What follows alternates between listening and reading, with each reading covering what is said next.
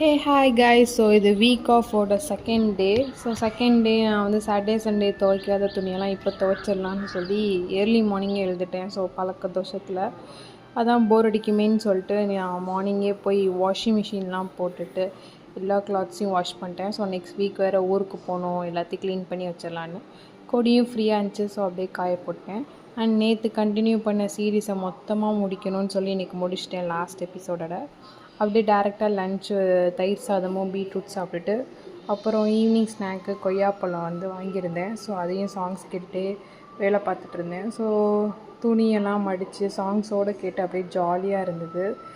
ரூம்மேட்ஸும் இருந்தாங்க, எல்லோரும் வைப் பண்ணிக்கிட்டு துணியெல்லாம் மடிச்சுட்டு எல்லா வேலையும் நீட்டாக முடிச்சிட்டேன். கபோர்ட் க்ளீன் பண்ணி ஈவினிங் பார்த்தா செம்ம மழை. ஸோ அந்த மழையில் அப்படியே என்ஜாய் பண்ணி அண்ட் தென் அப்படியே தூங்கியாச்சு. இப்படி தான் என் டே போச்சு.